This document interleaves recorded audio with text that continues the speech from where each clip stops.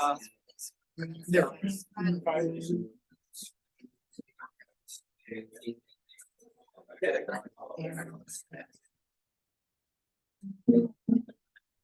That works there. Yay. Put my knees up.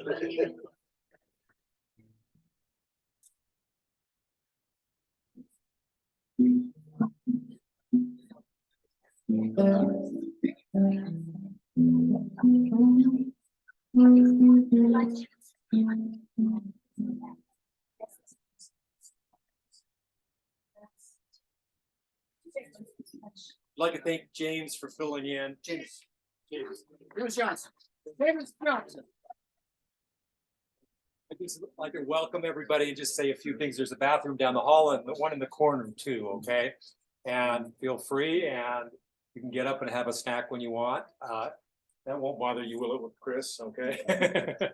And with that, I'll turn the time over to Jay. Thank you, Ed and Kristen. Thank you so much for continually opening your home to this wonderful group. Hey, good. It's so good to see so many of you here. You've drawn a nice crowd. Good. Well done. Good. Here and on Zoom. Welcome to those in Zoom. Sorry, we're still having technical difficulties. I hope you can kind of hear decent. Ask for a thumbs up. Thumbs up. Are you guys able to hear okay? Okay, good. Good. I saw one thumb.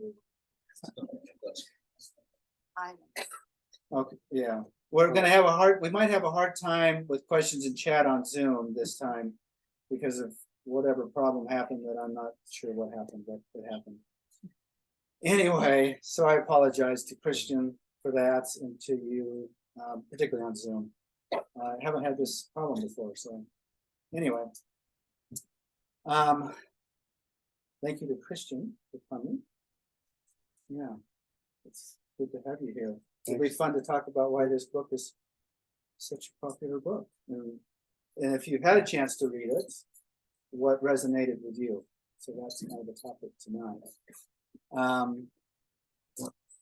Let's see, other things. I've just got to say one little, and so I am promoting his book, okay?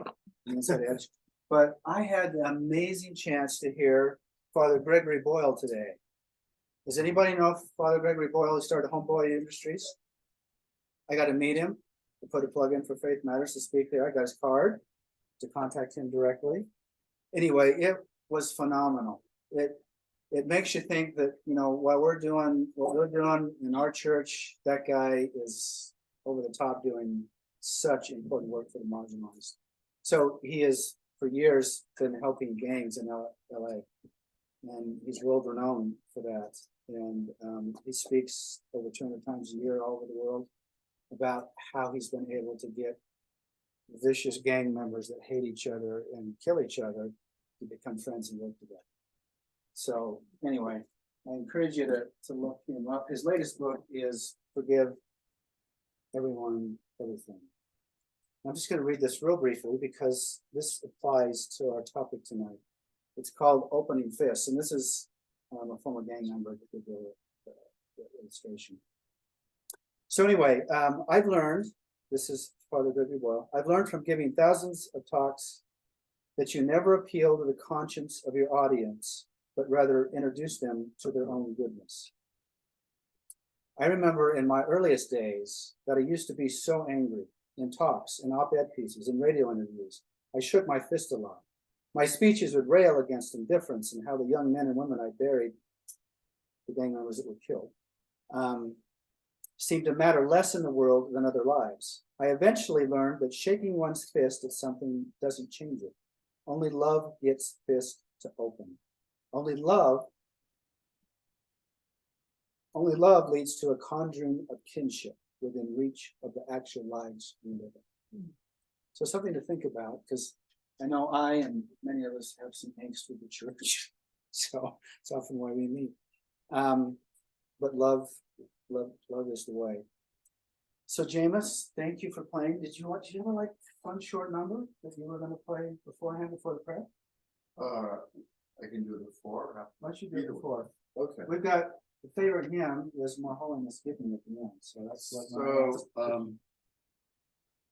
we'll have a couple of, so in honor of the speaker tonight and his inside edge presence, I've prepared a couple of inside edge or Mormon hymns. And so the first one, I'd just like to play, see if you recognize it, and if you do, we'll sing it short.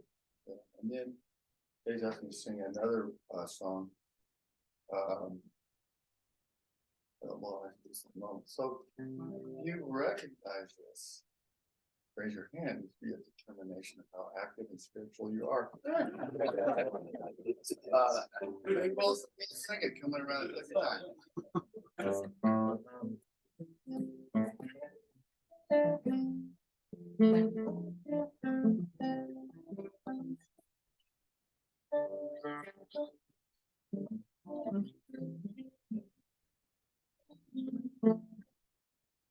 I hear Christian humming. Recognize. Wait for the chorus, and then we'll sing it when it comes around for the second time.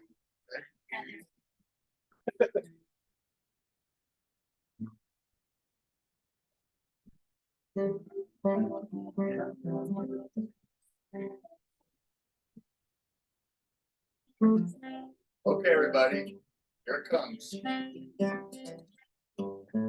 Israel, Israel, God is lead thee from lands of woe. And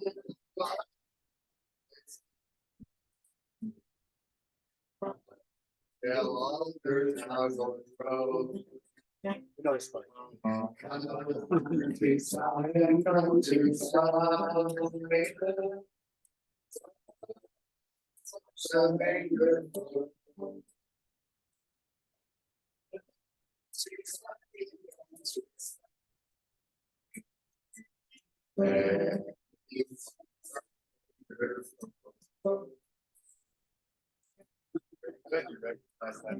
We're all singing different They're verses. all different. Here is a song that Jay likes. This was originally done. It was the pioneers used to sing this as they came across the plains, and it was about staring temptation in the face and saying goodbye. Tabernacle Choir did an arrangement of this, but I'm going to do my own arrangement.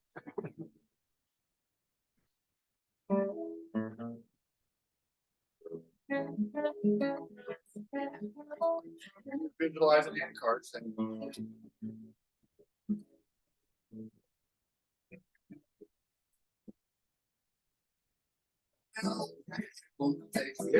time and love tonight against Lord one time if they get behind the scene.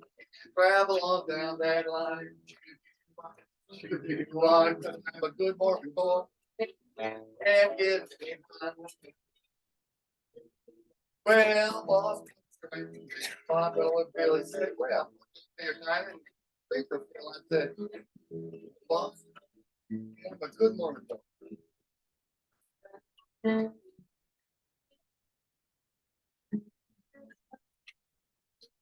one comes around, one son of a gun, he said, don't be tight, you will have more fun. I said, yeah, travel on down that line. Because I am a good morning boy. Well, election day, and vote for Donald Trump, he will raise your get behind the seat, travel down that line. I'm a good morning boy. Get me behind, because I'm a good morning boy, and my mom is so fine.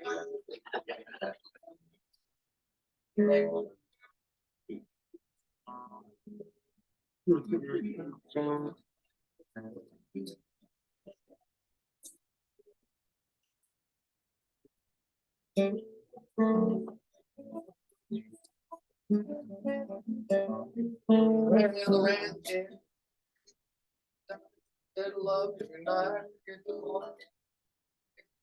Say, grab on down that line. Good on with you. And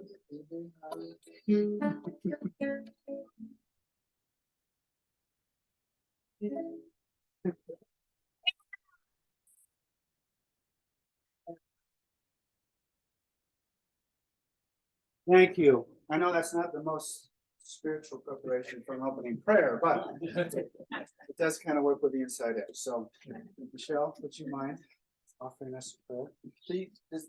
Is Michelle familiar to any of you? She's got a really interesting podcast called 132 Reasons. 132 problems. 132 Problems. Talks about polygamy.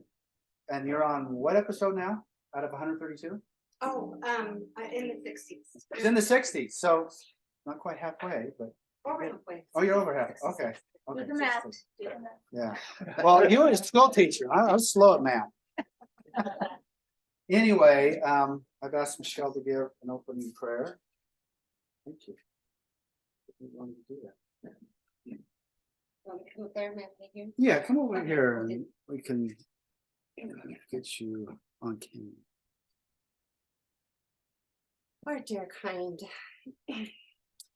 parents in heaven, we are so thankful for this opportunity we have to be on this grand adventure on earth. We are thankful, God, for the lives that thou hast given us and for the ability to discern truth and error and light and dark and to always choose to do our best to grow and progress and to love. We are thankful for the opportunity we have to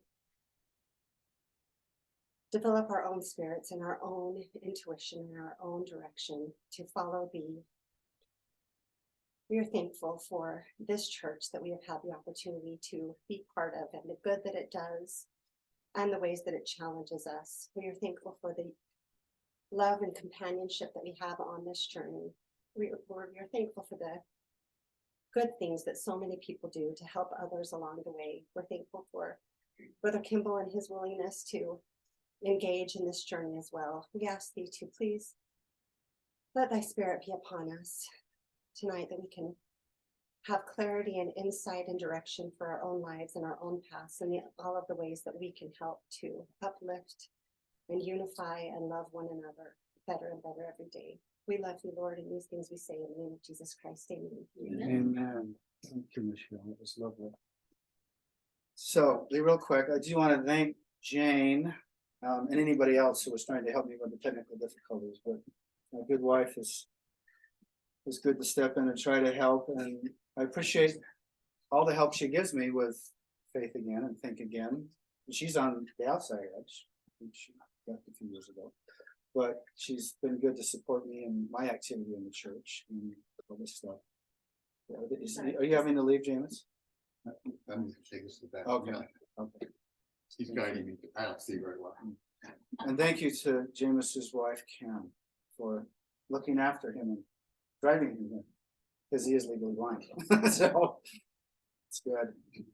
Karen comes from a Catholic tradition, and it's been fun to become friends with James and Karen and get to know her tradition better and some of the challenges that she had growing up here in Utah. It's Catholic. Okay, so hopefully you read Christian's bio on the website. I'm going to turn the time over to him. He's going to kind of lay out why he wrote the book and what the response has been, and then we're going to have Q&A. You have a chance to share, maybe a little bit of your journey and what you've learned and how you're adulting, I guess, right, in the gospel, becoming an adult. I don't know if you've had a chance to read his book. I'm not completely finished with it, but it's fun. Almost every chapter starts with a lawyer disclaimer. If you're thinking of this, that's not this book. He's really, really good about trying to reorient everybody to why the book is written, and it's basically a survival guide to, if you want to stay in, staying in a healthy way, and if you want to leave, leaving in a healthy way. Is that fair? Fair enough. I'll say some more about that. No, but you yeah. should. That's what you're here for. Quick word about money, I guess. You're already asking for money? Let me finish this in. One of the things I want to talk about is sales of the book and how that's been surprising and unusual. And as a result, I don't feel like I'm in the book selling business at the moment. I'll say a few more words about books and numbers. But I did bring some books. They're over there on the table. If you want one, I'm happy to sign them later. I'm asking $10, which is the cheapest you can get them without buying them wholesale, which requires you buy a whole box, which is what I did. And that's the end of that. If you hear more about money from me, that would be because of Dialogue. I'm the current chair of the Dialogue Foundation board, and we're always raising money. And you're going to hear my voice about money. It'll be on that score. So give just a brief description of Dialogue for those who may not be familiar. It's been around a long time. Dialogue's been around 55 years. It is I think of it as the premier collection of Mormon-related scholarship, poetry, art, personal essays. We've been publishing for 55 years. Peer-reviewed. It's kind of it's the journal. If you want to publish, come submit or respond to requests. We're doing some exciting things. We are before COVID, 5 years ago, we went completely digital online. We were still publishing a journal, still in paper. It's beautiful. I encourage people to find the journal on paper. We're going to be kind of ramping up on that score. But everything we've ever published is available online. It's also on JSTOR for anybody who has an academic access. That's important. But it's searchable, available, including the current issue as soon as it comes out. That also means that we're no longer supported by subscription dollars. We're supported by we still have subscriptions, so that's important money, but it's now on a donation, like the whole rest of the publishing world is figuring out how to survive in an online digital world. Can we Venmo you? I just want to ask about how to pay for your book. Sure. I'll figure out an address later. I've only just started using Venmo. If you want to use cash, I've got a little bit of change. Or if you can come up with a family connection that's less than 4 generations apart, now you can have a book.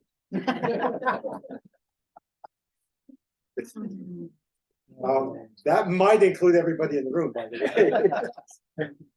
way.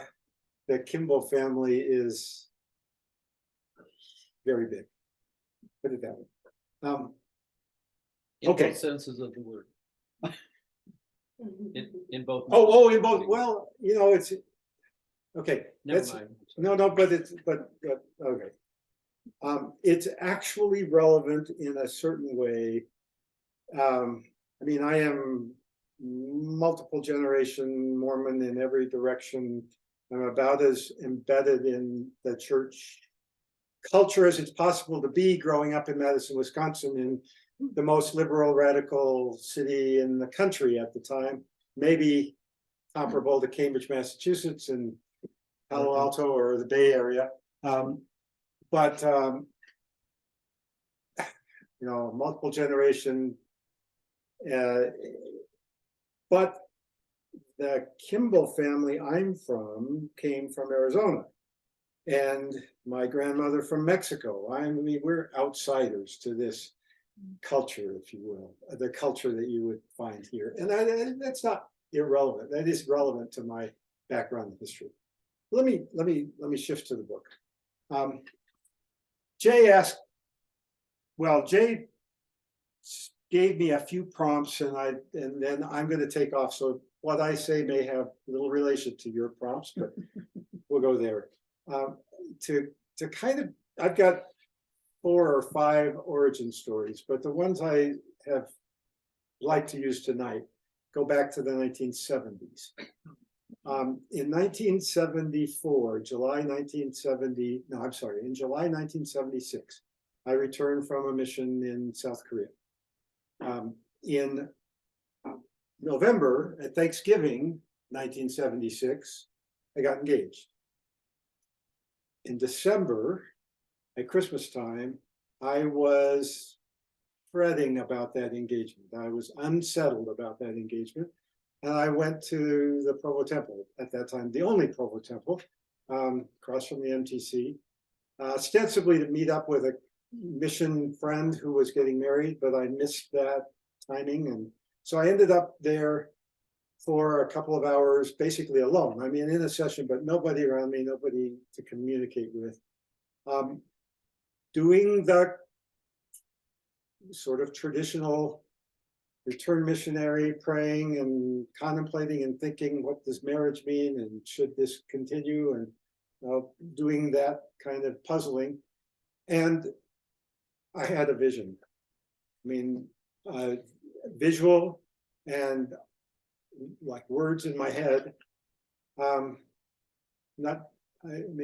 Profound experience for me, actually. And the words were, here are some things to think about. Now you figure it out.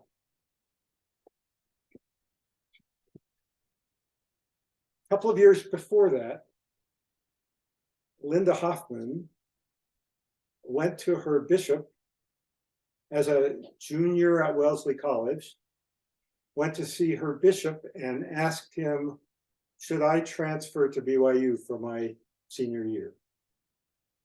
And he said, no, I think you should not. I think you should stay here. And she then put back to him, is that one of those inspired things, or did you just make that up?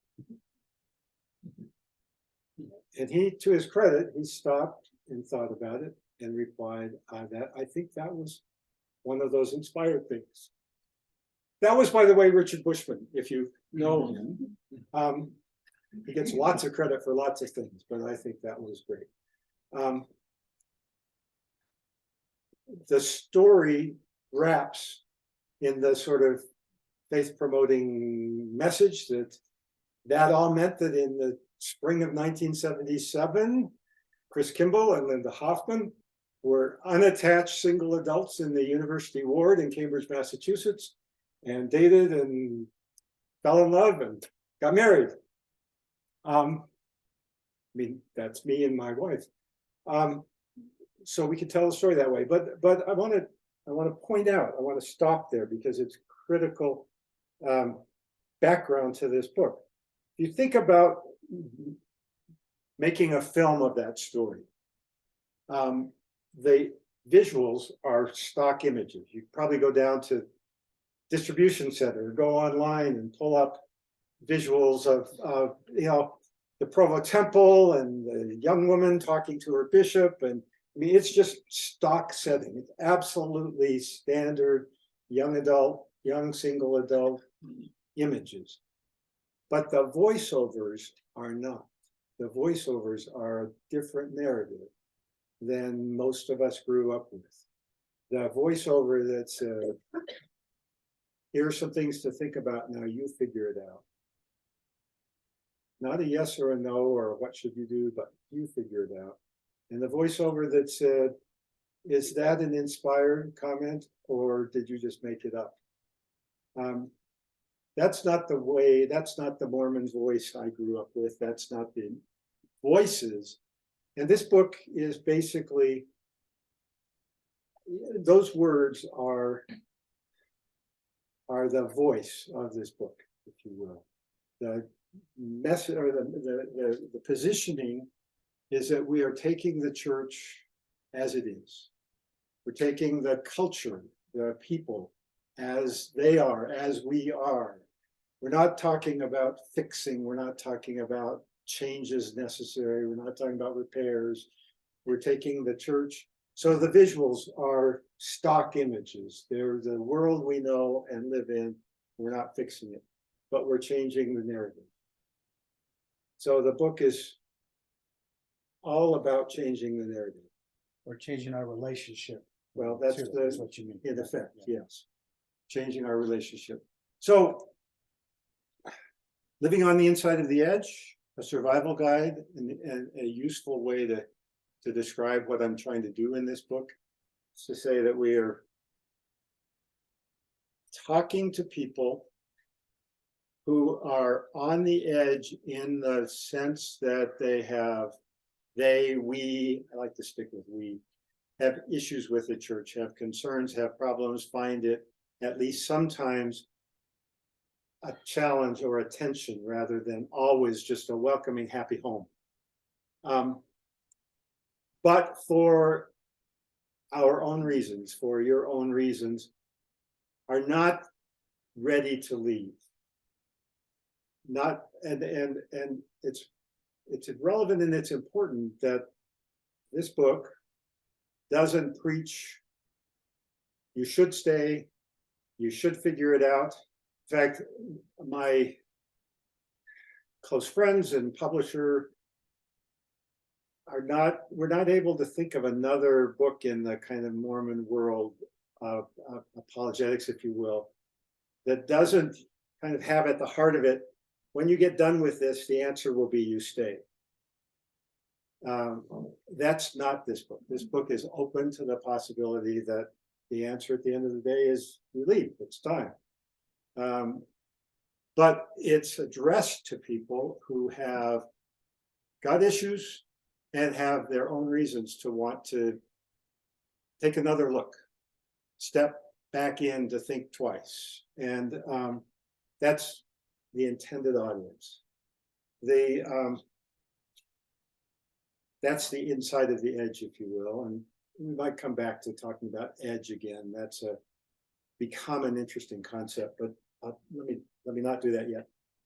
The living part of the title became important. I mean, it was clearly part of my title and my thinking from the very beginning, but the word living became important as the book developed.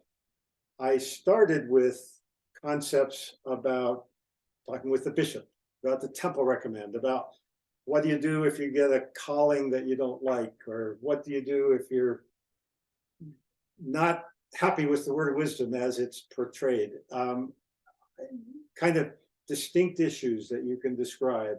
What do you do if? What do you do when? But as I developed those ideas, which are where I started, I kept peeling back and saying, well, what's really happening? What's really at the heart of people's concerns? And a voice that kept coming into my head, which I tried not to say out loud because it's kind of rude, is, oh, grow up. That is, people who were complaining, people who were fussing about these different, I'm going to be offensive in those words, who were fussing about all these different issues. I kept thinking, oh, grow up. You're acting like, you're acting like a child who's being told what to do and you don't like it. And that's sort of how churches operate. But if you want to deal with this, your job is to come at it as an adult, with an adult thinking and possibilities and range of options. And that then developed into the idea that what I'm really after, to the extent I think of myself as preaching here, what I'm really after is encouraging people to figure out how you want to live your life, for your whole life, not just for the next interview with your bishop, but for the rest of your life, how you want to, with respect to commandments, with respect to dealing with the church, with respect to how you raise your children. The book kind of grew beyond my original concept to be kind of how do you want to live your life? And frankly, that's the best takeaway from people who read and then comment. I mean, I try not to read reviews, but I have seen a few, and some of them are annoying. But the best takeaway, and there are a lot of these, frankly, is the takeaway that is, well, I've read the book, I agree with some of it, I disagree with some of it, and now I'm off to write my own story, or now I'm off to figure out how I'm going to live my life. And now I'm off to do my thing. That's the very best reaction to the book. That's, if you get that out of it, you're my favorite people. Okay, that's it. And then the last thing I want to mention here in terms of how the book is positioned is the survival guide subtitle, if you will. That was there from the beginning, but it as I have talked about the book, I've realized what it really means. There are two things that are two aspects to calling it a survival guide.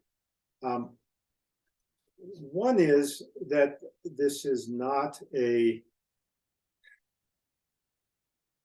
when you get done, everything will be happy. If you just see it my way, it'll all make sense and you will be blessed for the rest of your life. This is survival guide. That is, how are you going to keep going if this is what you want to do? Not how are you going to make it all fit together and be happy, which is, I have found that that's a very appealing approach to people. There's been, I mean, people come back to me and say, I've read too many apologetics that say, just do it my way and you'll be happy. And I'm tired of that. I don't want to be told what to do anymore. And you don't do that. You're giving me some ideas for what to do, for how to live, and not promising that I'll like it all. I gather that that sells, that works for people. The other thing, the other side of Survival Guide is about me. This book conceptually could be written as a therapy text, as a advice to therapists, and in fact, quite a number of therapists working in the kind of Mormon world come back to me and say, it works, it makes sense. This is language that works for me, that makes sense. This is how I want to counsel. But I'm not, I mean, in that world, I'm a patient. I'm not a therapist. I don't. It also could have been done as a theology. I mean, if you select the right scriptures and you extrapolate from them effectively, you could make pretty much all the same points, I believe. But I'm not a theologian. That's not me. That's not what I do. What I am is a survivor. And so this is the sense of survival guide is both for you to survive, but it's also me as survivor. That's the voice I can speak in. Survivor in many different ways. Survivor of life-threatening cancer. Survivor of very edgy life on the church for 25 years, which is longer than most people who are still talking about it, frankly. Goes back to the mid-90s for me. So that's my voice. My voice in this book is a voice of survivor, not of a preacher, not of a therapist, not of a doctrinaire, not of an apologist, frankly. It's a survival guide. Let's see, I could go on and start talking about what's in the book. I have an elevator speech, the 4 key points. I could probably do it in the time of an elevator speech. One of the chapters I found really But yeah, interesting that's where we want was to go. your magical thinking, Good. how you constructed that, or mechanistic thinking. You want to talk about that briefly? Because that was one of the places where I thought, took a pretty firm, hard stand that there's just really no place for magical thinking. And anyway, just That's talk about that a little bit. Because I'm not sure if I agree with you, so I want to ask you a question when you put it out there. do the elevator speech really quickly. Okay.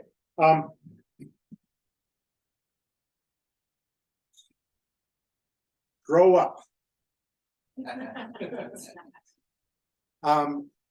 Deal with binaries. Binaries are killers. Find middle ways, find alternatives. Challenge your magical thinking. Deal with it. You've got it.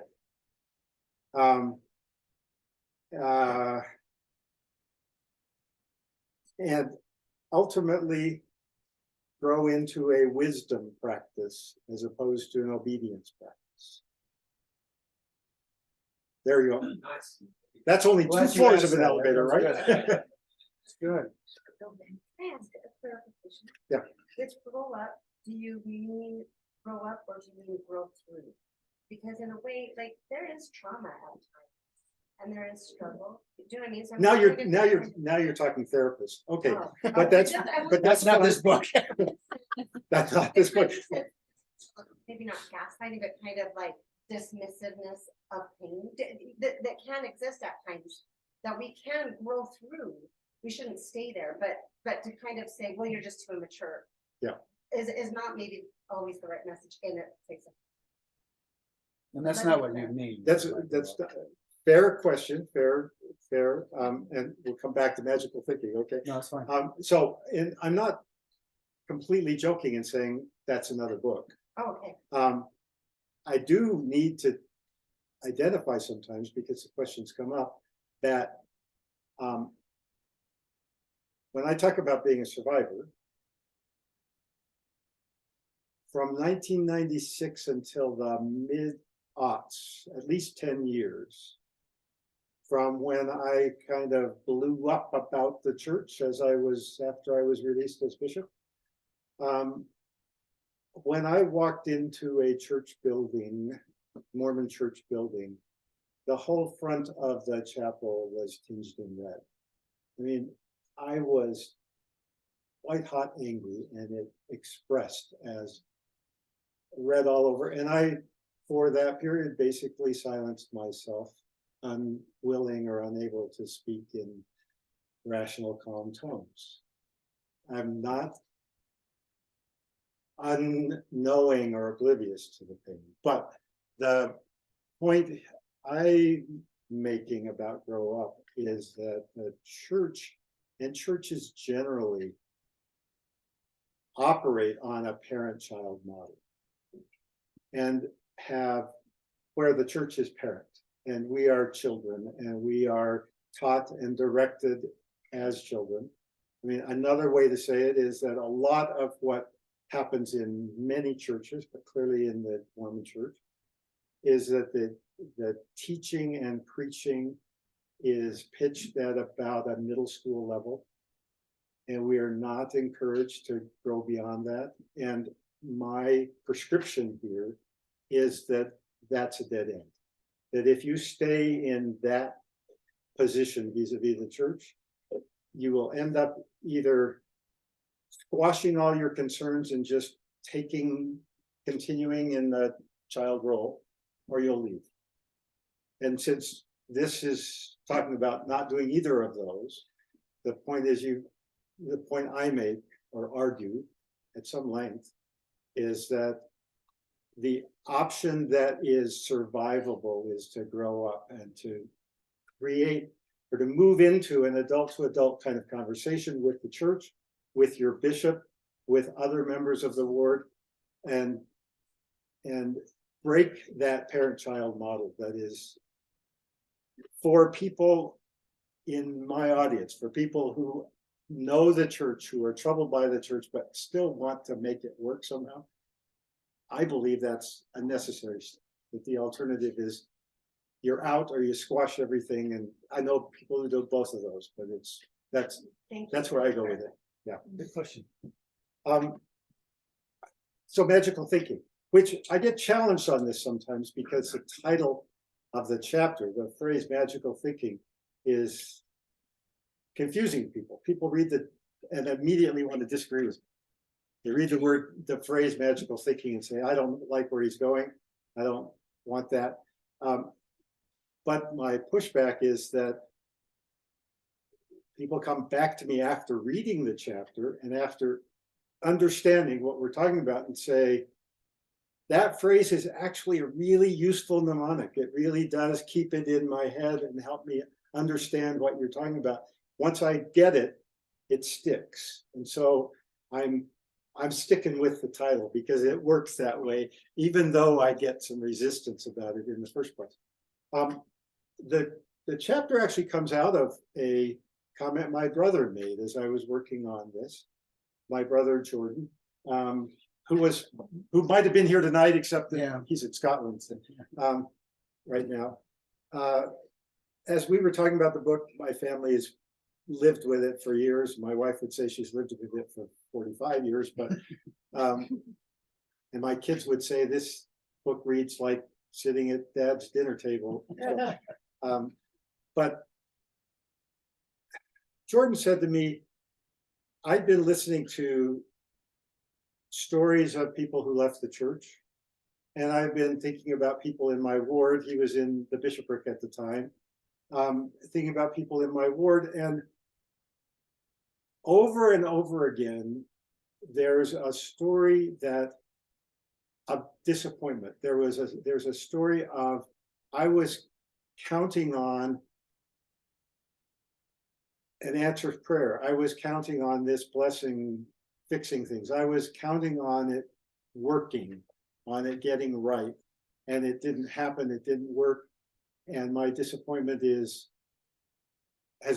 led to me leaving the church.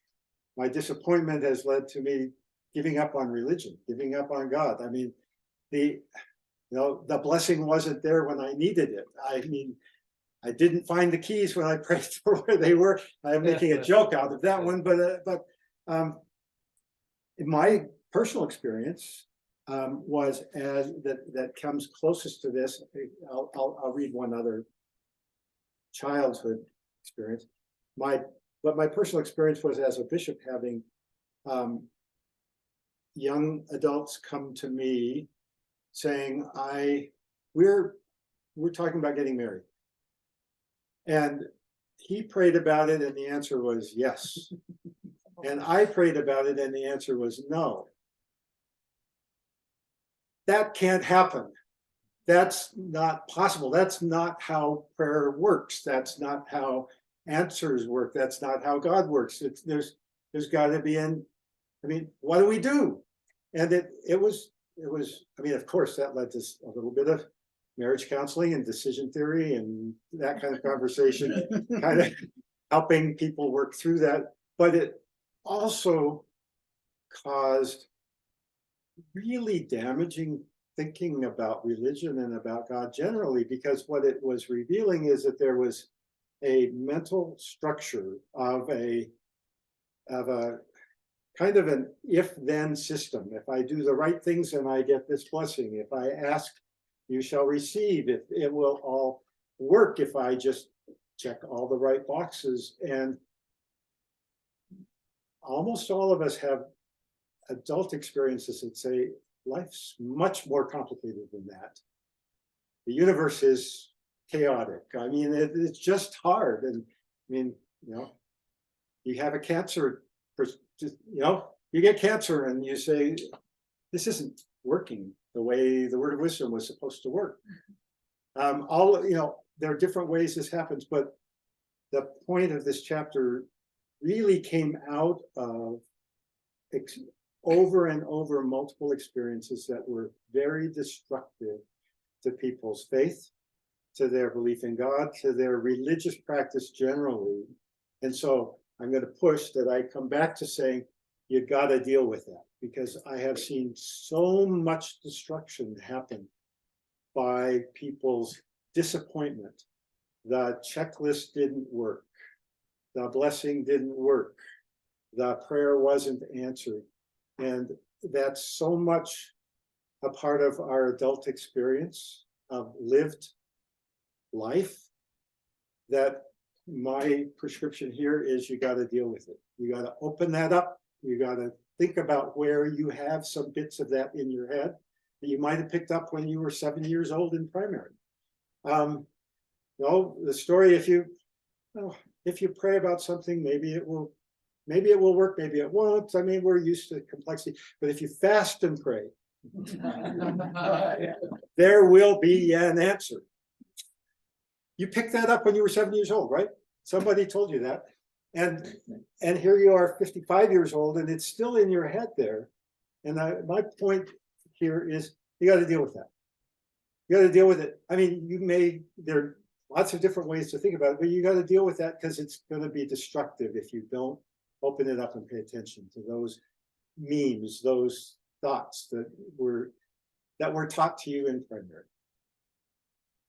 So Christian. Yeah, so, The thought that came to me, those are all great points, and you also use the word to help describe magical thinking, mechanistic thinking, Right. right? If I do A, you get B. Transactional. Very transactional, very linear.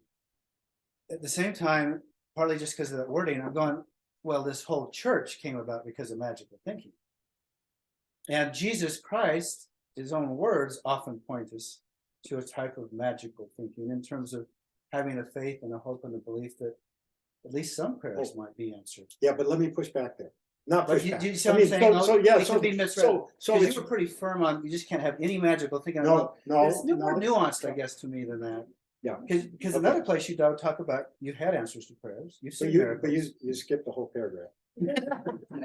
Or 2 pages. I read the whole thing. No, I mean, And this Let is me- bigger than our church. This right, is, oh, absolutely, this is- absolutely. This is religion across the board. exactly, And exactly. let me describe.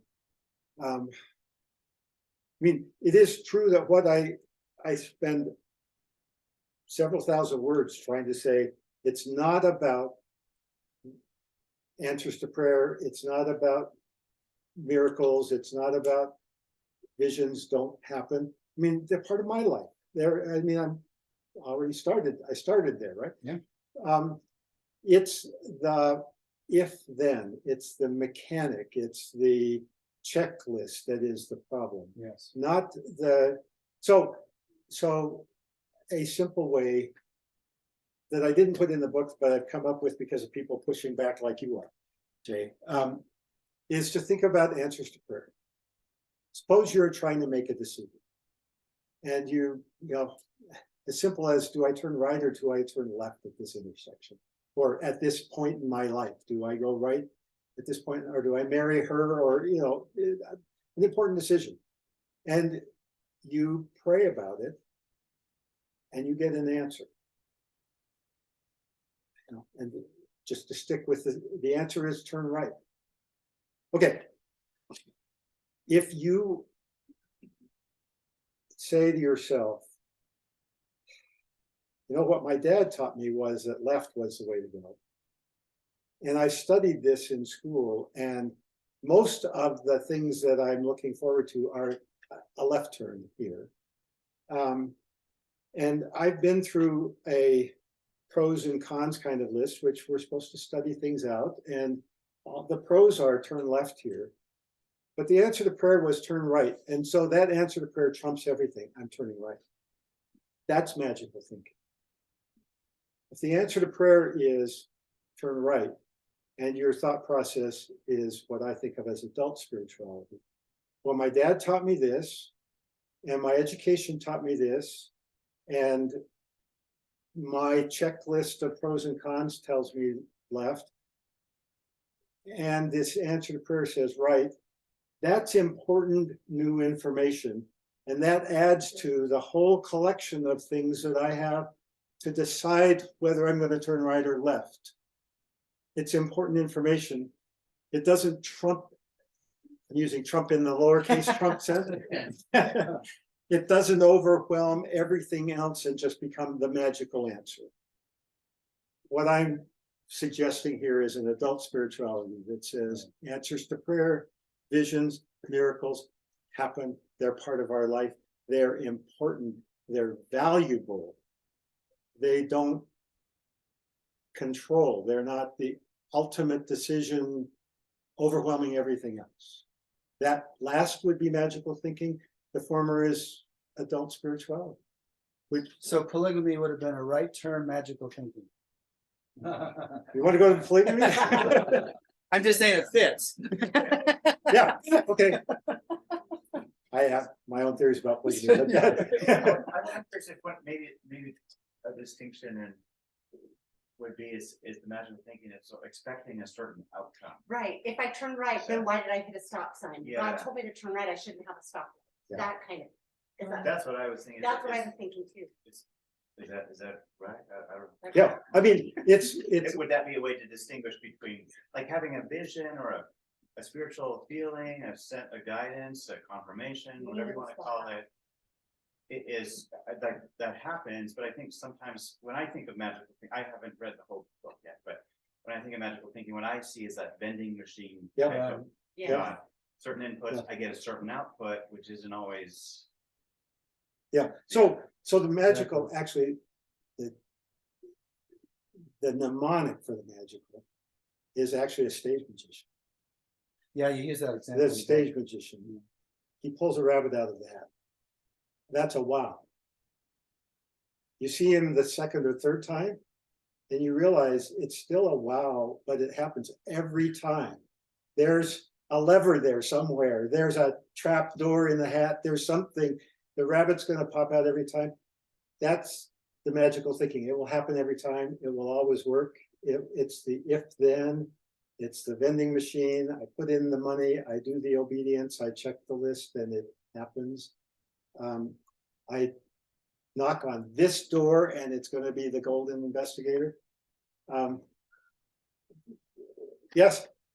And I think though, in some ways that this is developed by sort of spiritual maturation. Things you learn as a child, if you pray and fast, you'll get an answer. That evolved. As I heard said, you won't be able to progress spiritually until you realize that Jesus doesn't want you for Sunday. But after that, once you get up and look back at what you learned, it's more of a call to contemplation, and to fast and prayer come to be a deeply moving, mystical, spiritual experience. It's not necessarily a rejection of what you learned as a child, but maybe a larger, more expansive understanding. My default mode is molecule. Basically, it's material, it's materialistic, and so it's hard for me to accept the spiritual or the mystical. I'm recently married to a woman who's not Mormon, but that is sort of.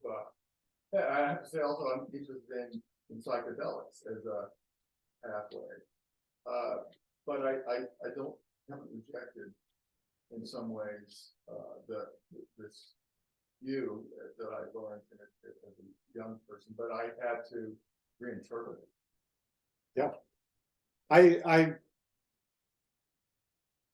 yeah, I am materialist, but I've had experiences, and so they're of my own, and they're important and they're valuable in my life.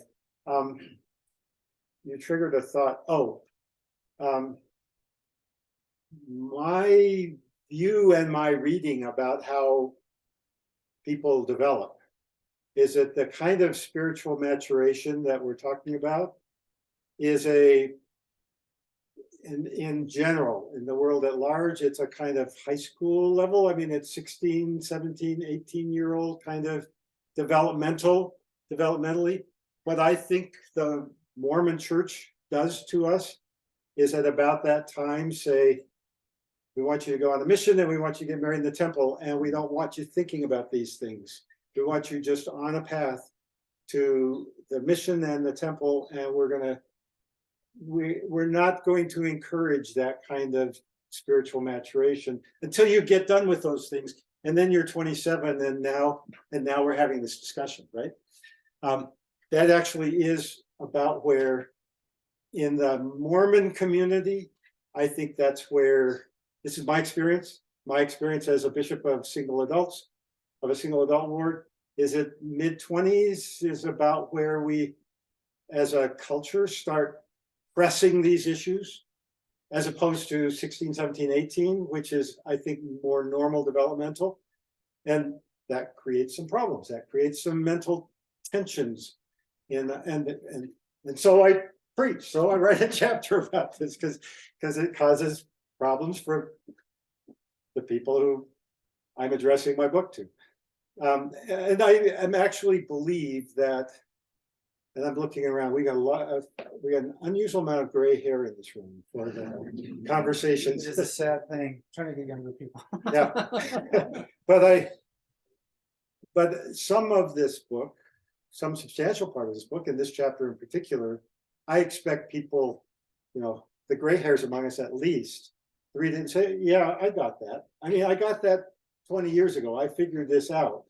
And so, just to nod with it. But a surprising number of people come back to me and say, I still needed to read that. I still needed to be reminded. Because I've still got those memes from when I was 7 years old. I mean, I'm gonna, because it's my story and I'm talking, I'm gonna read you the closing of that chapter.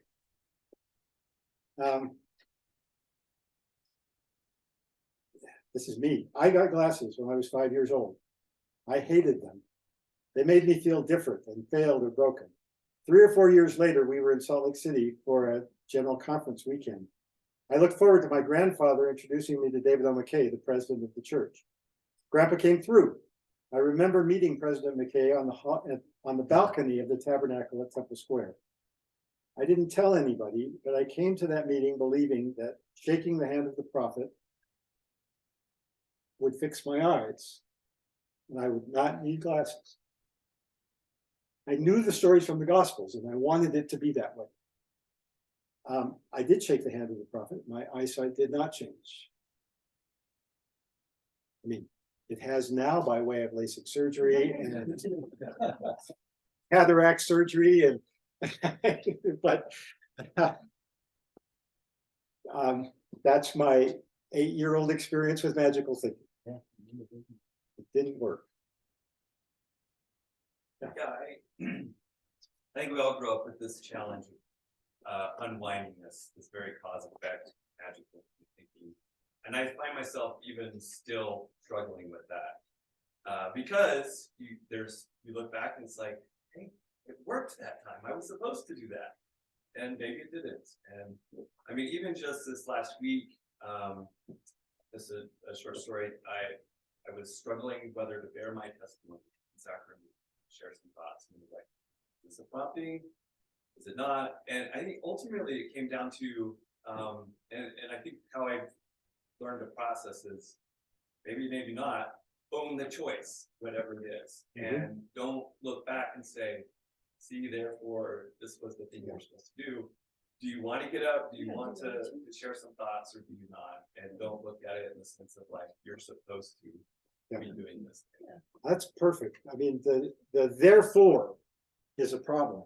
Yeah. Own the choice is the answer, if you will. Yeah. Well, I'm 70, I'm one of the gray hairs, and I still have those memes, my brother-in-law had cancer last year, and I tell you that I fasted and prayed like crazy, and he didn't survive. But I have the spiritual maturity to understand, to realize what that made me do. It made me focus on that family, focus on my sister, focus on her children, and go up there several times during the cancer therapy. And it was a blessing to me and a blessing to her.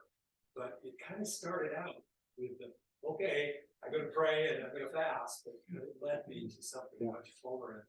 And so I love what you said, is that the spiritual things are one of the elements. You think what you should do, but that spiritual practice actually led me and focused me on something that was a blessing. That's a really valuable, and I find common mature adult way to process these kinds of things, is to think in terms of, what did it do to me? What was the effect? I mean, another example that comes up fairly often, and just in a conversation yesterday, has to do with ordinances and sacraments. That there is a kind of story of, it's a covenant pass story, that if you get baptized, you get confirmed, you go to the temple, you get ordained, you do X, Y, Z, A, B, and C, and you get through.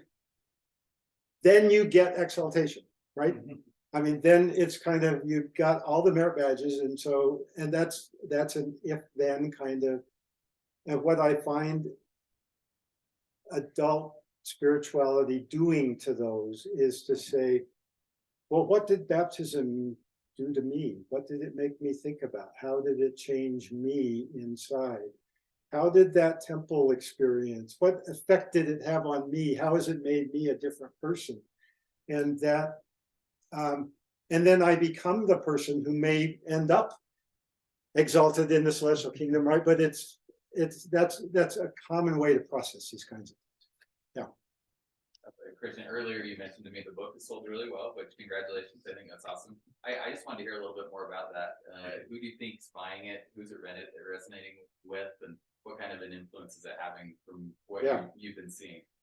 Well, it's interesting. I in several different aspects. This book is legitimately a bestseller in Mormonism. It wasn't written to be. It was, as Jay started out, there's sentence after sentence after sentence that says, if this is what you're looking for, not here. If this is what you're looking for, not here. Don't go give this book to your friends. It's sort of narrowed and narrowed and narrowed in terms of audience, in terms of what I expected and what the publisher expected. And in fact, when I was writing, I had 2 nephews and a niece in my mental picture. I mean, they knew about what I was working on. They came to me privately and said, I'm your audience. I need this book. I want, they have copies and they've read it. They're fine. And frankly, they've read it and they've come back to me and they did what they wanted. And so I'm done. You know, I did what I was about to do. I actually knew that in the kind of Mormon progressive online conversation podcasting world, there were 2, 3, 4, 5, 10,000 people in the conversations. If you add up all the different podcasts and all the different online groups, and I figured, you know, if you do really well, maybe 10% sell through. And so, you know, I was figuring it would be doing well if we had hundreds sales. Let me give you a little perspective on I mean, Mormonism is a small market. The narrative about the Mormon book market is that biographies of presidents of the church sell in the like tens and hundreds of thousands, and nothing else sells. I mean, whether it's out of Deseret Book or out of BCC Press, just the numbers just aren't there. But I have some actual numbers. I'm sorry. I'm gonna just go with me here. Every year in the United States, there are about 3 million new titles published. About more than 2/3 of those are self-published. So about 800,000 titles by publishers that, you know, have editors and a marketing budget and are making decisions about whether this will sell, and that. So now you're down to 800,000. If you take the top 10 trade press publishers, most of them are in New York, you know, Simon and Schuster and Doubleday and that kind of, I don't know if Doubleday is the right word anymore, but so the top 10 trade press publishers, you would recognize their name. Their books are on the New York Times bestseller list. Of the books they publish in a year, only 1/3 sell more than 1,000 copies in the year, in the first year that they're out. So 2/3 of out of trade press, you know, people putting money into it, don't sell 1,000 copies in the first year. This book sold 2,000 copies in the first month.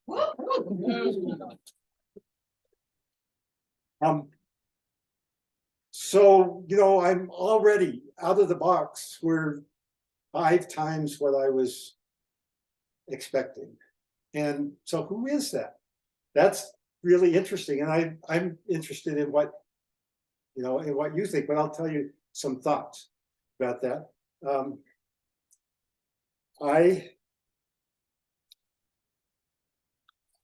do not take on the church. We're not criticizing, we're not picking on, we're not talking about how the church is doing it wrong and you gotta, that's not this book. When I did that, when I made the decision to do that, there were a lot of, constructive and how do I want to work this book reasons, but I thought that would limit the market. I thought that there was a significant market of people who are interested in criticizing the church and why you should leave and what's wrong with it and or how we can fix it, however you phrase it. I think that turns out to actually be a selling. I think it actually has expanded the market to people who are not happy, but really don't want to leave or not. That and so it's the kind of softly unhappy who are not up for tearing the church down, but still want the conversation, still want to discuss it. The second thing, kind of at the other side, I did not take the you have to figure this out and stay approach. This is, I already mentioned that, but it's open from beginning to end. The book is open to, this might just be the last straw. This might be, your time to exit. We're not sure that any other books in kind of the apologetic world do that. I thought that was also limiting the market. I think it actually expanded the market. I think there are a lot of people who feel like they've been preached to and who are happy to have a more open conversation. This is a problem. It might work for you, it might not. And I think that expanded rather than, even though I intended it to kind of limit the market. The third thing that is very much me is that I don't dictate an answer. I don't dictate a path. I mean, one of the nastiest comments was someone, actually they're on Amazon, you can go find it. I don't know who the person is, but I don't think they actually read the book, but they said, Chris Kimball just wants to form a cult and be the leader. Yeah. And,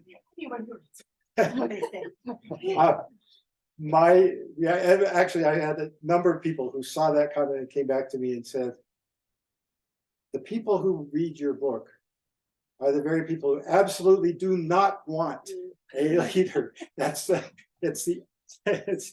another audience entirely. Given the success of the book, what do you think is the future of the membership of the Church? Not necessarily the church, but what do you think is coming? Because these ideas are increasingly widespread. What do you view it a change from?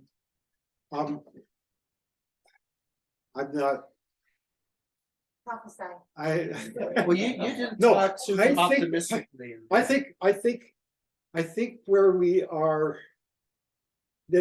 from reactions to my book, and I have a snippet to share on that. I think we are quickly getting to a church in which everybody's unhappy. And still working. I don't mean that necessarily means the end of the church or everybody leaves, but in which everybody's unhappy. And let me tell you two snippets that have come up recently. Sitting in my lawyer's office the other day, wills and estates, trying to work that out. There was a pause, and the woman I was just sort of chatting with, we got to, well, what are you doing? And well, I published a book, and tell me about what's the book about? And she immediately stopped me and said, now tell me the title. I want to go find it. I mean, she's a returned missionary from Norway. And she said, I want to go find this. I think I need to read this book. But more importantly, off the top of my head, I have 3 friends who need this book right now. The second story, the last book conversation I had like this was in Maryland. And after people come up and chat and a man came up and waited quite a long time to say something because there were other conversations but he finally broke in and he said, I am in your audience. I'm reading this book. I need this book. I'm your audience. But 3 years ago, I was not. I was all in. I was the stake PR representative. I would have rejected this conversation entirely. But then President Nelson came out talking about getting vaccinated. And I cannot tolerate that. I went to my state leaders and asked to be released, and they wouldn't release me and said if we released everybody who has complaints, we wouldn't function anymore. And now I'm in your audience. I mean, that's, those are the stories that they're telling me. I think we're headed to a church where everybody's unhappy about something. I think actually, when you were talking about that you're not critical of the church, I hear it differently than that, because the fact is, if you were to voice criticism of the church, you would limit your audience, because the people that are unhappy in the church, the criticisms are so varied. I've been in the LGBT community for quite a long time. I've also been in the vaccine awareness community, shall we say, for a very long time, and watching what happened in the LGBT community happened to my good friend in the vaccine community in 2022 was remarkable, right? Yeah. It was the exact same journey of trying to minister to people on both of those paths, right? And then I've spent all day in meetings with people who are very committed to Joseph Smith and the Book of Mormon, very opposed to the Brighamite Church, right? Like, I mean, so it kind of just demonstrates how many people are on that edge all around it for a million different reasons. Like you're saying, everyone's unhappy for their various reasons, and it's fascinating to see. So I guess my question is also what I find happening, having been on the edge for many, many years with very different reasons. It gets hard when you're in that, I don't know, I guess you're kind of like trying to be at the moment to keep dropping the drawbridge on you, keep having to gasp for breath and come up. Which side do I come up on, right? It keeps happening. So I would love, like, I've been through it enough that I do feel like there's resilience, but there's still, like, do you talk about, or can we discuss how to prepare for the possibility that that continues to happen? Because it's such a painful experience every time, particularly when you're sitting with people that you are, do you know that you've maybe encouraged or not told them to stay in the church, but walked with them in that choice and helped them, and then they get pounded again? And do you know, like, we keep getting pounded in all of these different ways. It's very painful. So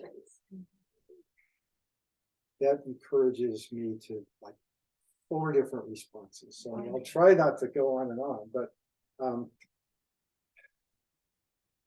yes, we keep getting bludgeoned. First of all, yes, I think it turns into a virtue, not, even though my opinions, my life I'm kind of fully exposed in this book. I mean, and it's not a memoir, but I'm pretty out there in who I am and where I am. But by not like picking sides about church issues, I think it does expand the audience. So I appreciate that. I think that's right. I do mention here that I think I count 7 different events in my lifetime that have felt like this might be the all I can tolerate. This may just be the last one. And I've had, I mean, the vaccine awareness has been a problem recently. I actually knew this one. The exclusion policy in 2015 ran through all levels of church activity and involvement, and a whole lot of people are really still troubled by that, who may not have any other issue, but that one affected a lot of people. More recently, I have found, discovered is the wrong word because I kind of live in these communities all the time. The Ensign Peak $100 billion discoveries have, first of all, really troubled people. The SEC reporting has troubled people, and so that all by itself is troubling. But what's really happening that is that people, that a material number of people are coming around saying, I just can't rationalize paying tithe into the church anymore. I'm giving, but I'm going to give somewhere else. And I mean, we could play through that whole thought process, but then there's the next shoe falls. Well, then I probably don't have a temple recommended anymore.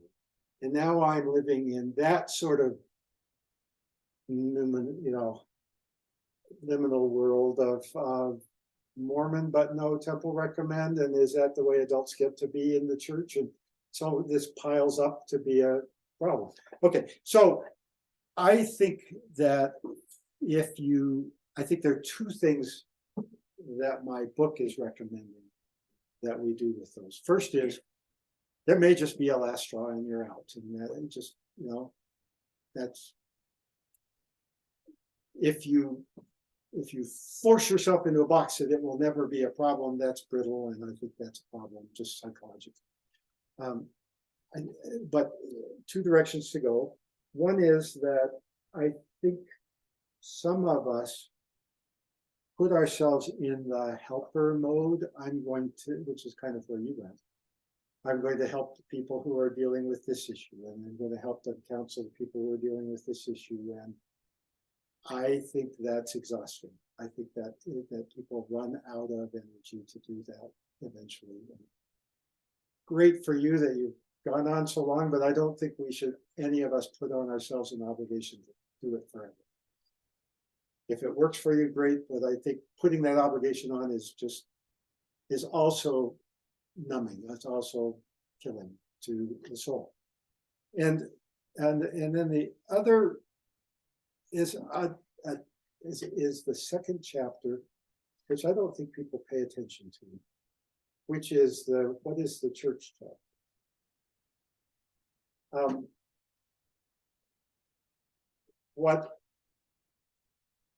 And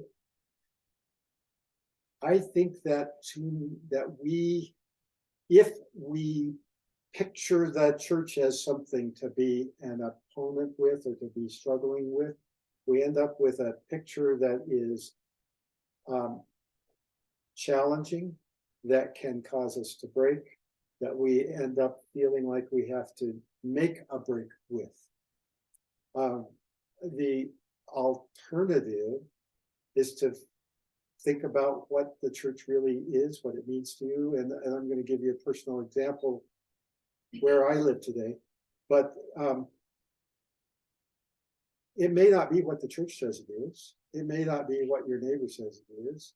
It may not be what your ward even claims it is, but I think we each get to define the church for ourselves and how we relate to the church.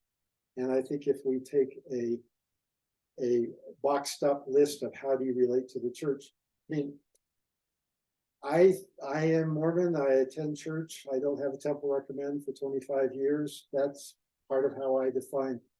During COVID, my bishop wrote, because we were talking about how long we continue Zoom sessions and whether that's valuable to members of the ward. And I told him it was, and sort of encouraged that thinking. But the implicit question, he's a neighbor and a friend, and I go snowmobiling with him. So I would talk with him, even though one of my chapters says don't talk to the bishops. But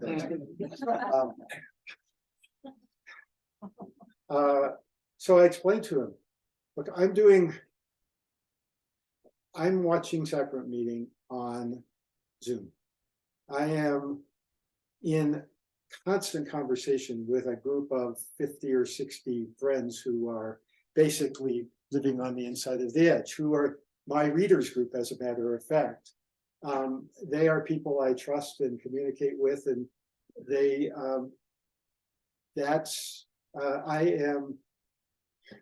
I'm hosting the Dialogue Gospel Study every other Sunday morning. I mean, this is church to me. This is this is my church experience right now. These are the people I associate with. I love my ward members. We're not getting together in person right now, so that's not a thing, but my Mormon church experience is, it's dialogue, and it's the sacrament that I bless and share with my wife on Sunday morning, and it's in our living room, and it's writing this book, which was my mission. It was very clearly a mission for me for the last 3 years. That's church to me now, and I'm defining me as Mormon in doing all those things. Yeah. Yeah, we got multiple hands. Yeah, way in the back. So, like I said, I'm upset that I couldn't stay, but I have Black brothers and sisters who don't feel comfortable, and I have LGBTQ brothers and sisters who aren't allowed to participate fully, and I have a daughter who won't be able to participate in her daughter's blessings like I can. And so while I accept the church, I want to change it too. And so how do I stay and discuss that, and how do I participate in it, but also where do I make waves and how do I make them? And maybe it's with love, like David in the book, but did you talk about that in the book? When do you know when to make waves? When do you know not in love right now? What do I say? Let's talk about DG instead of making definitely that's what they're doing. Like, Yeah. Do you see what I'm saying? Like, when do I make waves? When do I know? Well, three answers. Three. I'll always come up with 3 or 4 replies, right? He's an attorney. First of all, we really do talk about it. I mean, the 3rd chapter is why do we stay, and it's very important in the context of breaking binaries. It's not all in or all out. I have 10 different reasons people stay, and one of them is to be an advocate, to make room for the marginalized. Another is to be actively working for change. It's a pretty legitimate thought that working for change from within is more effective than out. And that thought, if you believe that, that's a reason to stay for some people. It's not a reason I'm pushing on anybody, but if there are 10 reasons, that's going to be different people at different times. The other chapter that's relevant talks about orthodoxy, and then there's another chapter about being a pain. How do you do that? Well, and there, what I've come to believe, I mean, you may disagree, this may be exactly where people have differences, one of the places people have differences. What I've come to believe is that we who want change, who want to speak up in Sunday school, who want to move the culture or move the church in some way, that we need to do 2 things. One is to be smart about how we interact, to treat this as a culture, as a society, to not offend people unnecessarily, to take turns in what we speak up, to just be, it's not a magical culture, it's a culture, it's a society like most of the ones, and we know kind of how to do that in the workplace, we know how to do that in schools, we should be smart about how we interact with, the guy sitting in the chair next to you has no power to do anything about ordaining women. I mean, he may disagree with you completely about whether women ought to be ordained or not, but he can't fix it, he can't change it, he didn't make it the way it is now. And so, if you're going to have a discussion about women participating in blessing their babies, don't put it on the guy next to you that he's supposed to fix it or that he's guilty for making it wrong. Have a human conversation with people who may or may not recognize the same issues. And this comes from a question my son asked actually recently. Don't let them, the guy next to you who says everything's wonderful, hunky-dory, and I don't need any change, the 80-year-old high priest, former bishop, who's going to tell you how things are and that this is the answer. Don't let them be the church and you be the outsider. You're both part of the whole, and you can have an adult to adult conversation, a peer to peer conversation. And I mean, it is way too common to let them be the church and you be the agitator. And I just don't, if you can do it, I mean, easier said than done, but don't put that on yourself. Don't take that role.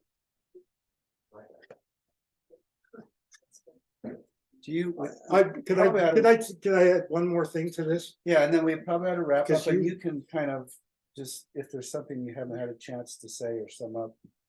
I just don't want to keep a host too. Yeah. long. Oh, I'm sorry. Not sorry, you. but I had technical difficulties, we got started late. so Okay, it's not- it's I my do, fault, I not did, yours. I did have one more line to that Yeah. question, which is a great one. My daughter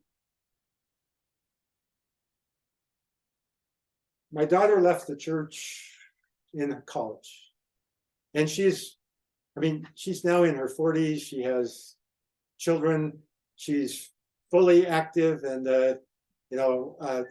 she's basically the CFO of her local UCC congregation. And that's where she met her husband. And I mean, she has a rich religious experience and practice in the United Church of Christ. And actually gets to do a lot more things than women do in the Mormon church, by the way. In reaction to the things I was writing and doing, she wrote an essay, which she's now going to let me make public, that was where I went and why I'm happy about it. Really addressed to her family, whom she would like to stay in contact with and like to stay in conversation. There's a really telling couple of lines there where she says, I in my teen years, I was in the young women's program in seminary, and I saw what life for women in the church was like, and I knew I could not do that. And so I left when I felt free to do that in college. And I am happy about what I'm doing, but I felt guilty about it. But now that I have 4 daughters, I know that I could not raise them in the Mormon church.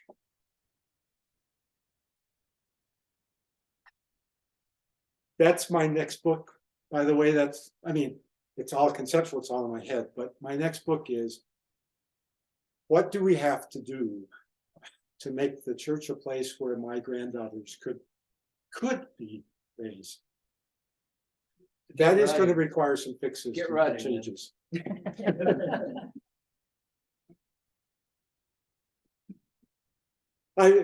Jade, now you take over. Can I ask a question, Jay? Yeah, folks, so one more question. So I love dialogue and like any groups like that in this group, like to me, that's truth. And it allows for others to be true to wherever they're at. And to me, I feel like you're calling people like, hey, here's an invitation, here's a way to do it. And you're used to that. And I think the church in general hasn't done that, but a lot of people want that. I think that's part of the interest. And being that we're used to dialogue and what that's like, and to like watch maybe like my younger sister, people that aren't used to it come into it, we know that they're gonna like struggle and have these questions and stuff. And is some of this partly to give them a framework and to move people into a place where they're comfortable with, instead of a parent-child relationship, more of peer-to-peer, everyone has access to the spirit of the light and stuff, and saying like grow up and deal with it and work through those things. And it works, it works difficult, or it's difficult to work through those things, but that's part of growing up. And it's okay, you're going to struggle. Or are you trying to say that and create a space? Tried to do 2 things. One is to say the church is not going to get better very fast. And so if you go to sacrament meeting and you don't feel uplifted, or you're not happy, or it's just a bore, it's probably not gonna get much different, and grow up. That's just the way it is, and figure out what value you get out of that.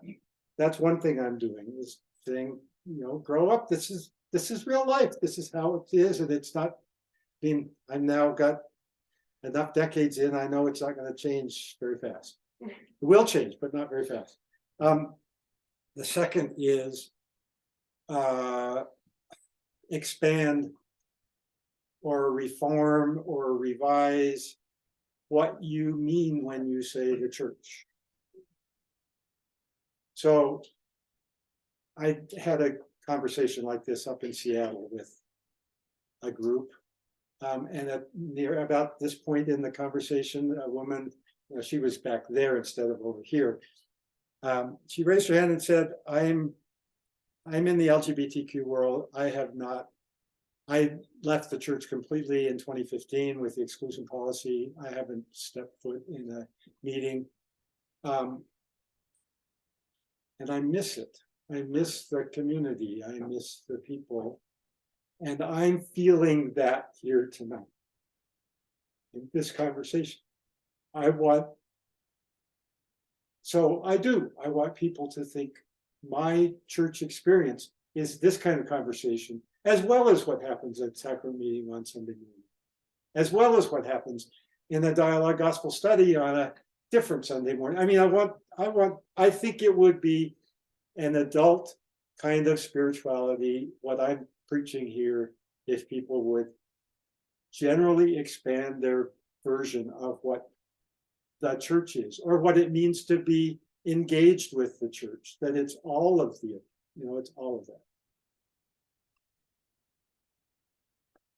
Thank you.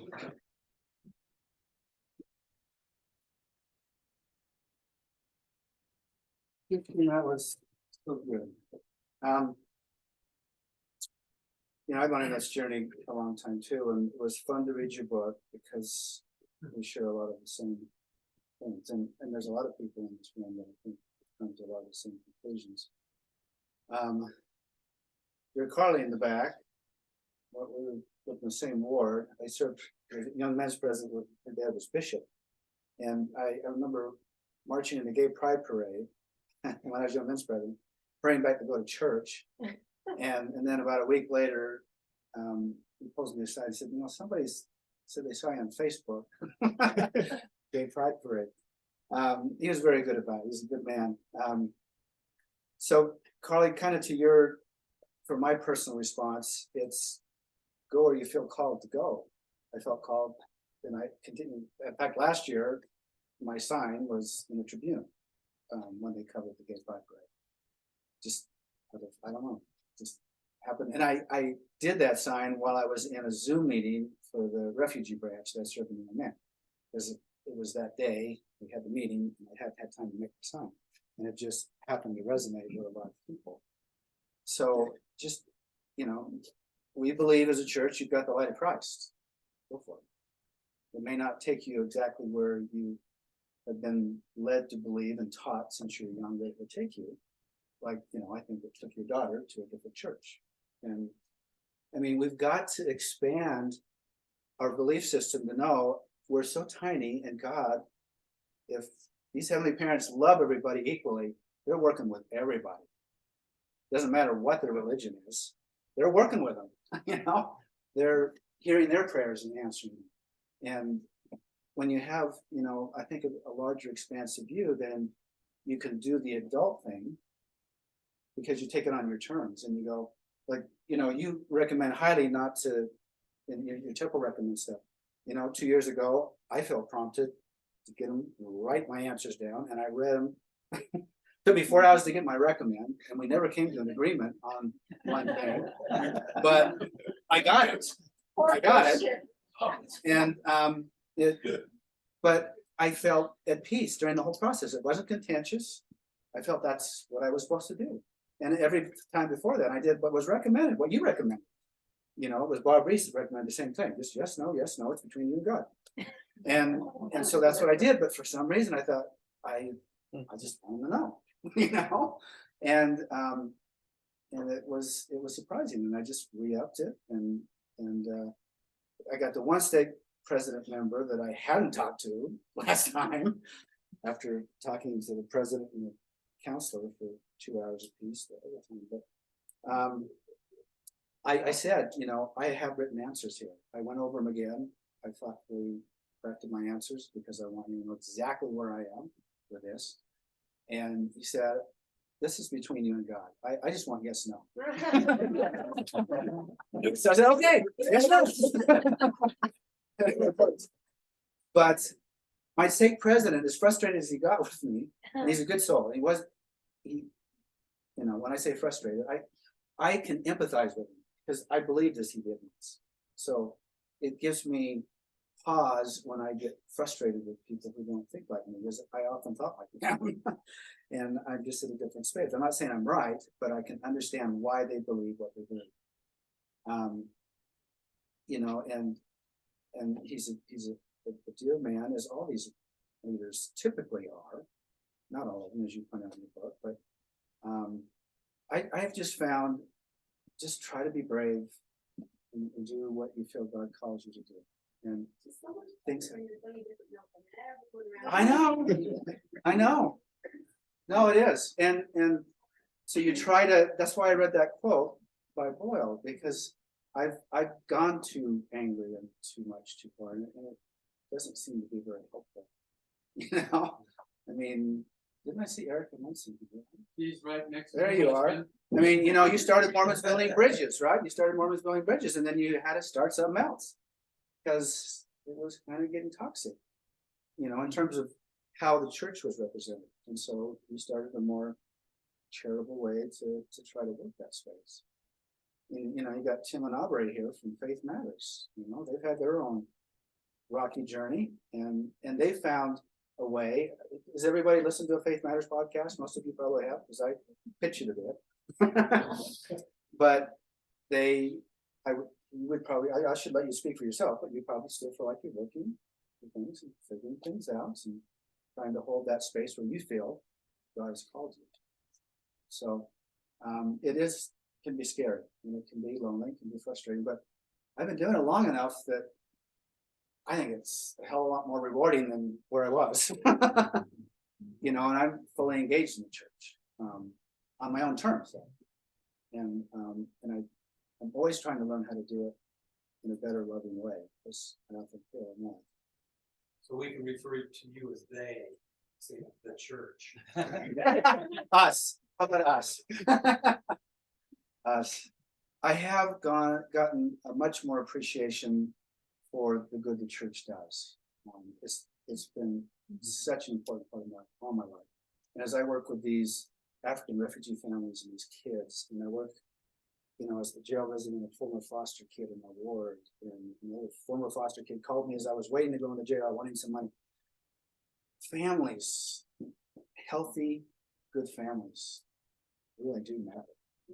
I mean, so many of our societal problems come because we're not being good adults to our kids. We're not helping them become good adults. And so I have a real appreciation for the church's focus on us trying to follow Christ and attend to that. You know, I think we need to do it a lot better.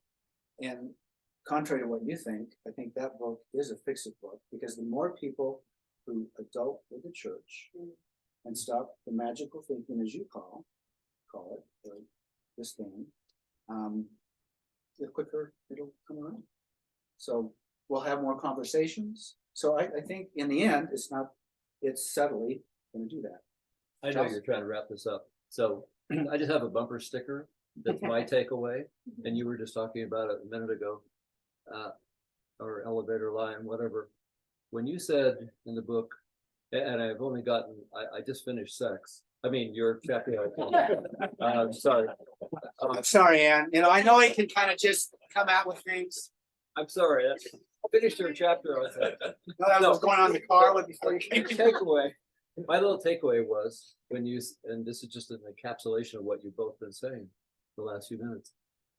I don't have to accept the church's definition of itself. To me, that just punched me. I just thought that is insightful. Yeah, that's almost a mantra, you know. Anyway, powerful I, stuff. now, from all this, I got one more thing. Say it, say it. Okay, Preach it. this next book is only conceptual. Although actually I've got notes and 1,000 words written, but it's mostly conceptual. But the first chapter, the first big concept for how can the church be a place where my granddaughters can grow up, is that there have to be a whole variety of adults whom I can point to and say, you could be like that, you could be like that. If there's only one model, that's a killer. So, you know, when I turn around to the fix it mode, it will be, all of you need to be there so I can point to you and say, be like her, be like him. That's it. It's a nice stuff. Oh, I'm sorry. That's okay. Speak up. I can't be the introverted backbencher. I love the book. Really refreshing because in church there's so much double talk and double speaking. You say the opposite of what you really mean. And I found this very straightforward. Now, forgive me for using the church shibboleth. I would invite us all to consider the possibility that the true church, the true gospel, the true plan of salvation, the true purpose of agency and refreshing is what living on the inside of life. Yeah. You mean the book or the concept? Or both? Yeah, He can write your Yeah. thing for your book. Well, he just read the last line. When you hear in general authority, you know, the church is not a cafeteria where you. This is BS. You do what helps you. Okay, I'm gonna, Shipley, I gotta read, I'm sorry to everybody, but I'm The last not word. really sorry. This is the last two Word of your paragraphs. Yeah, literally, except for the, author page. It is possible that people who adopt an adult-to-adult approach to the church because they want a life on the inside of the edge will instead be ostracized like a foreign body. I deeply regret that possibility, but I don't expect the institutional church to validate my approach, and I don't expect approval for this book or any of the suggestions in this book. What I can offer in the end is my personal, sincere, heartfelt belief. One man speaking about my friends and acquaintances on the journey, that adult members who have doubts and feel a call to stay and grow up and practice wisdom are the real thing, part of the deep church, mensch, true disciples. Amen.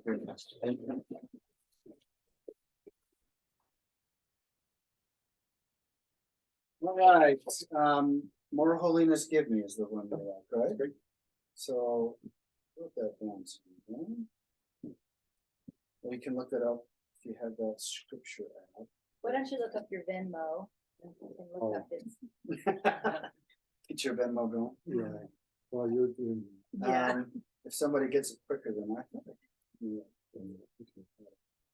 Okay, 131. In the scripture app, you can probably just Google it, it'll come up somewhere. Most of our hymns weren't written by us anyway, so. One of my favorites too. So we usually do this a cappella, is that okay? Because it sounds kind of sweet that way. And the typical experience is it sounds better than it would in sacrament meeting. So, because it tends to be a little more feeling here. If you have a great voice, sing loud. I won't be singing loud because I don't have a great voice. But, anybody want to? Maureen, do you want to? Point at each other. A little louder. Somebody pitch it.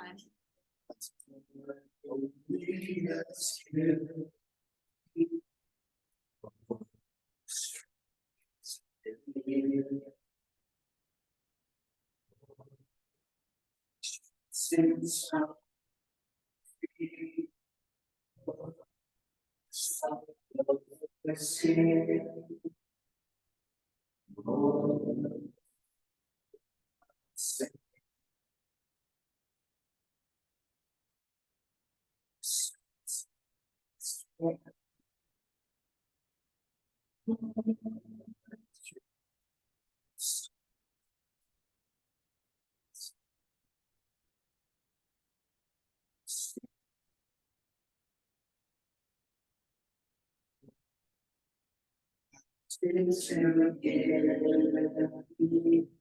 my wife.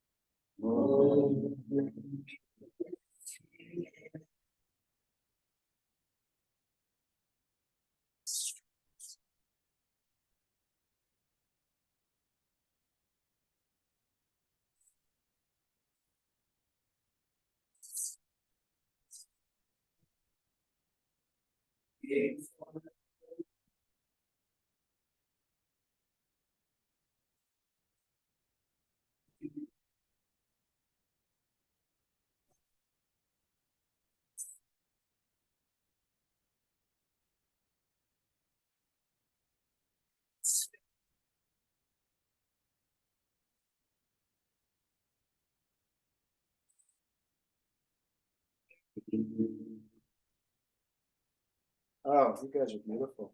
You sound just beautiful. Carly, would you mind offering a closing prayer? Can you come up here? While she comes up, I'm just gonna leave you with a couple more beautiful quotes from this beautiful Jesuit priest who is doing a harder work than we're doing. I mean, you're talking about divergent gangs trying to kill each other and kids that were raised in super dysfunctional families. He's bringing them together and they're not killing each other near as much, and they're becoming productive adults, healthy adults that want to raise their kids. He brought two of them that spoke today and told some of their stories. They're powerful. I mean, this guy had tattoos everywhere. It's a big deal, you know, and he's been at it since probably 9. Some of the statements were just so powerful. So what we talked about here, I mean, if you read Richard Rohr, Brian McLaren, Peter Enns, I mean, all of Christianity and probably most religions are struggling with very similar things. This is not just our church struggling with these kind of issues. There's beautiful writing, beautiful thoughts out there, and this guy's the same.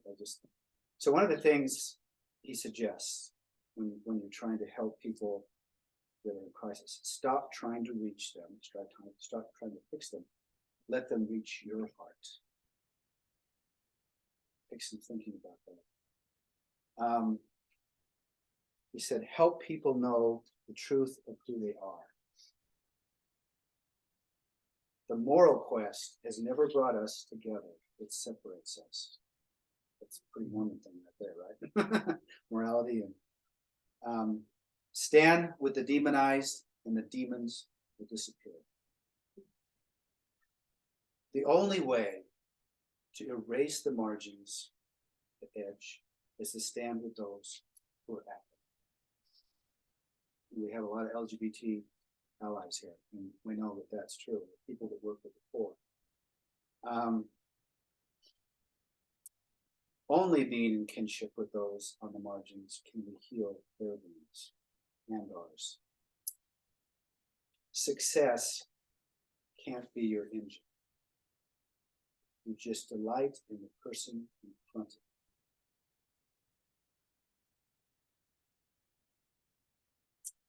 If you are a proud owner of a pulse, you are a delivery system of hope. I'll leave you with that one. That's oh, there you are. Thanks so much for being here, everyone. That's my heart to be with you. Thank you. Sorry, I'm gonna cry because I have never prayed in public to my heavenly parents, and I'm really excited to. So I'm just gonna cry. Sorry. Love my heavenly parents. I'm so grateful together and learn. These are pulses to be messengers of hope and love. We are so grateful for the breath that we have, the divinity that is in each of us, the divinity that we can bow to in everyone that's around us. Please help us to continue to find that divinity. Please help us to share thy love. We're so grateful for the reality of a savior. And we're so grateful for the reality of loving heavenly parents. We love you dearly, and we say these things in the name of our Savior Jesus Christ. Amen.